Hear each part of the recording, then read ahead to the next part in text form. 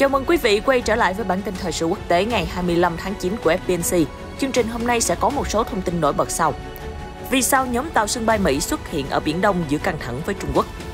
Liên quan đến tình hình ở bán đảo Đông Á, Mỹ bất ngờ công khai tập trận mô phỏng tấn công các mục tiêu ở Triều Tiên. Trong khi đó, Bình Nhưỡng yêu cầu Mỹ-Hàn từ bỏ chính sách thù địch, mở đường cho đàm phán. Một số tin nóng khác, cập nhật vụ sát hại bé Nhật Linh, tòa án Nhật Bản buộc hung thủ bồi thường hơn 14 tỷ đồng cho gia đình nạn nhân. Ấn Độ, rung động khi trùm xã hội đen khét tiếng bị bắn hạ tại tòa án. Người nhện Pháp chinh phục tòa nhà chọc trời, kêu gọi chống biến đổi khí hậu. Bitcoin gặp bão lớn khi Trung Quốc thắt chặt đàn ép tiền số. Tất cả sẽ có trong bản tin của FPNC ngay sau đây.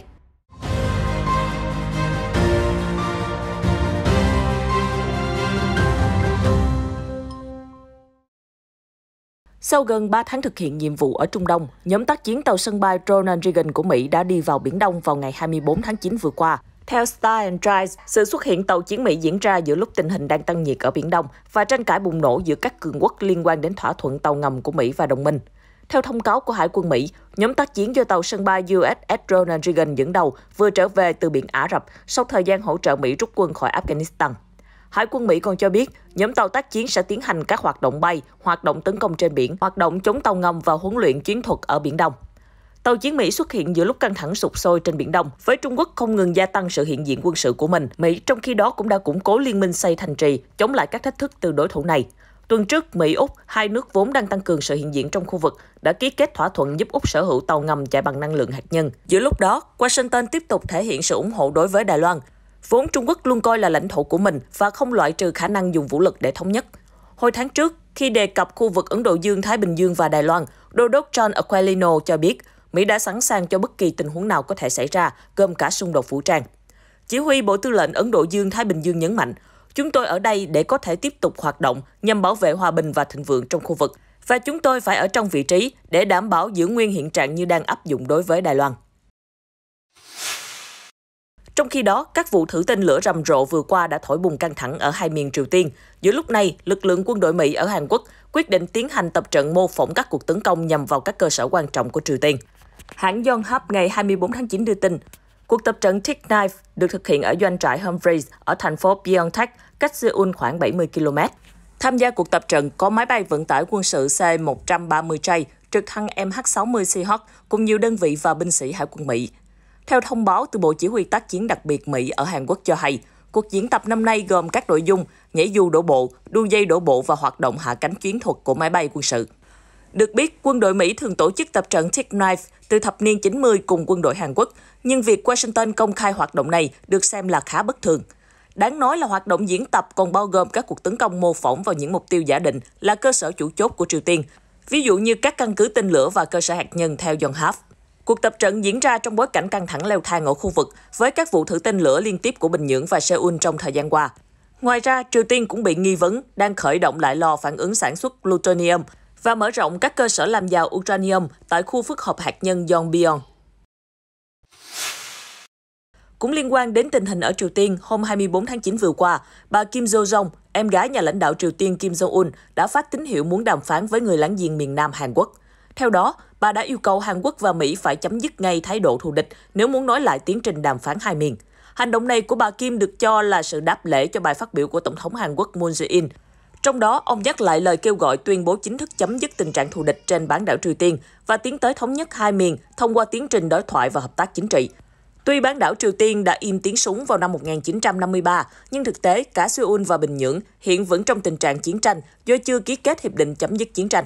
Trong tuyên bố được phát sóng trên đài truyền hình KCNA, bà Kim hoan nghênh đề xuất chấm dứt chiến tranh của Tổng thống Moon Jae-in và không quên nhắn nhủ Seoul cần kiềm chế và giữ một cái đầu lạnh nếu muốn đàm phán với Bình Nhưỡng cũng như là phát triển quan hệ song phương. Cùng ngày, Thứ trưởng Ngoại giao Triều Tiên Ri Tae-song đã đưa ra một tuyên bố thúc giục Hoa Kỳ và Hàn Quốc rút lại chính sách thù địch của họ để tiến tới mở đường cho các cuộc đàm phán liên triều. Hiệp hội các quốc gia Đông Nam Á ASEAN hiện đang theo dõi sát sao diễn biến cuộc họp của Bộ Tứ Kim Cương gồm Mỹ, Úc, Nhật Bản, Ấn Độ, do những lo ngại sẽ vướng vào xung đột giữa một bên là Mỹ và các đồng minh, còn một bên là Trung Quốc. Sở dĩ có những lo ngại này là vì hiện tại ASEAN đang là đấu trường của cả Mỹ và Trung Quốc và việc lựa chọn ngã theo phe nào sẽ đẩy ASEAN vào thế tiến thoái lưỡng nan. 11 quốc gia thành viên ASEAN đều hướng tới sự cân bằng quan hệ giữa Mỹ và Trung Quốc trong khi vẫn duy trì sự ổn định của liên minh. Tuy vậy, ASEAN vẫn cảnh giác với các hoạt động của Bắc Kinh ở Biển Đông, nhưng lại muốn tránh đối đầu trực diện vì sức ảnh hưởng về kinh tế của Trung Quốc ở khu vực này ngày càng tăng. Đặc biệt là trong thời kỳ đại dịch Covid-19, Bắc Kinh trở thành nhà cung cấp vaccine hàng đầu cho các quốc gia Đông Nam Á. Trung Quốc đã viện trợ hàng triệu liều vaccine cho Thái Lan và các nước khác. Về phần mình, Mỹ không giấu giếm tham vọng lôi kéo ASEAN vào cùng chiến tuyến trong cuộc chiến chống lại Bắc Kinh. Bằng chứng là việc Bộ trưởng Quốc phòng Mỹ Lloyd Austin và Phó Tổng thống Kamala Harris đã có chuyến công du đến nhiều nước Đông Nam Á nhằm tái khẳng định lập trường của Mỹ và chiến lược xoay trục Ấn Độ Dương-Thái Bình Dương. Hội nghị cấp cao thường niên của ASEAN sẽ được tổ chức vào tháng 10. Các nguồn tin cho biết, ảnh hưởng ngày càng tăng của Trung Quốc và căng thẳng gia tăng giữa Bắc Kinh và Washington sẽ được đưa vào trong cuộc thảo luận. Liên quan đến vụ án trúng động sát hại bé Nhật Linh ở Nhật Bản, một tòa án ở Tokyo vừa ra phán quyết buộc kẻ sát nhân phải bồi thường tổng cộng 70 triệu yên, tương đương 14,4 tỷ đồng cho gia đình nạn nhân.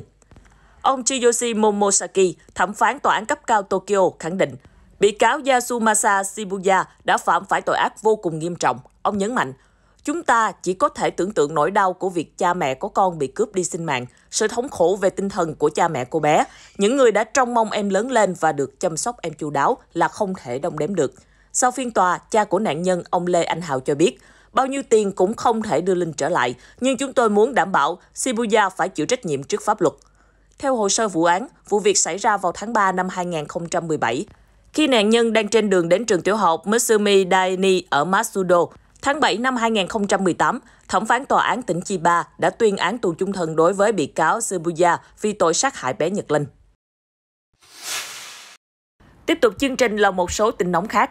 Một sự cố gây chấn động cả Ấn Độ vừa qua khi ông trùm xã hội đen khét tiếng một thời ở New Delhi bị bắn chết ngay giữa phòng xử án ở thủ đô bởi các tay súng của băng nhóm đối địch. Theo Reuters, Jitendra Gogi, trùm băng đảng từng bị truy nã gắt gao nhất Ấn Độ, hôm qua ngày 24 tháng 9 phải ra hầu tòa tại một tòa án ở quận Rohini, lãnh thổ thủ đô Delhi. Tuy nhiên, khi Gogi xuất hiện trước tòa, các tay súng của đối thủ đã cải trang thành luật sư, đột nhập vào phòng xử án và nã đạn điên cuồng vào ông ta. Ngay lập tức, cảnh sát bắn trả và tiêu diệt hai tay súng ngay tại hiện trường. Ông trùm xã hội đen sau đó được tuyên bố đã chết tại bệnh viện. Hình ảnh do nhân chứng ghi lại cho thấy khung cảnh hoảng loạn ở tòa án trong khi tiếng súng không ngừng vang lên. Vụ sát thủ giết Gogi khiến cho nhiều người đặt câu hỏi về an ninh tại các tòa án của Ấn Độ. Được biết, tại tòa án quận Rohini là nơi thụ lý nhiều vụ án liên quan đến những tội phạm khét tiếng ở nước này. Xứ Chùa Vàng mới đây đã bắt đầu tăng cường các đợt tiêm chủng ngừa vaccine COVID-19 nhằm sớm mở cửa trở lại thị trường du lịch. Hiện có khoảng 10% dân số đã được tiêm 2 liều vaccine Verocell của Trung Quốc. Hiện Thái Lan cũng áp dụng việc tiêm trộn vaccine khi ngành y tế nước này cho biết những người đã tiêm vaccine Sinovac có thể tiêm mũi 2 là vaccine AstraZeneca. Hiện có 3 triệu người Thái Lan có thể tiếp tục tiêm chủng theo cách này. Thái Lan đặt mục tiêu cấp tốc tăng cường miễn dịch trong cộng đồng. Chính phủ Thái Lan đã giao cho các bộ ngành lập kế hoạch tiêm chủng tối thiểu 1 triệu người mỗi tuần. Nếu chiến dịch tiêm chủng diễn ra suôn sẻ, Thái Lan hy vọng sẽ tái mở cửa thị trường du lịch nhằm đón du khách nước ngoài. Hiện chỉ có khoảng 23% người Thái được tiêm phòng đầy đủ. Các quan chức y tế nước này đang nỗ lực đạt tỷ lệ tiêm là 70% vào cuối năm nay. Để kêu gọi các nhà lãnh đạo thế giới chung tay giải quyết các vấn đề về biến đổi khí hậu, nhà leo núi Alan Roberts, người được mệnh danh là người nhện Pháp, đã chinh phục tháp Onto, gần thủ đô Paris vào hôm thứ Sáu ngày 24 tháng 9. Theo Reuters, Roberts đã mất 50 phút để leo đến đỉnh của tòa nhà chọc trời cao 160 m tại khu thương mại Le Defense. Nhà leo núi 60 tuổi chia sẻ rằng, tôi muốn chính phủ các nước trên toàn thế giới nhìn thấy thông điệp này và nỗ lực nhiều hơn chống lại biến đổi khí hậu. Chỉ còn 5 tuần nữa, lãnh đạo các nước sẽ tham gia hội nghị thượng đỉnh của Liên Hiệp Quốc về biến đổi khí hậu lần thứ 26, dự kiến diễn ra ở Glasgow, Vương quốc Anh. Mục tiêu của sự kiện là nhằm đảm bảo tham vọng cắt giảm khí hậu gây hiệu ứng nhà kính, khiến cho khí hậu trái đất nóng lên với tốc độ nhanh chóng. Nói về người nhện Pháp Robert, trước đó vào đầu tháng 9 vừa qua, ông cũng đã chinh phục tòa tháp Total Energies cao 187 m ở Le Defense.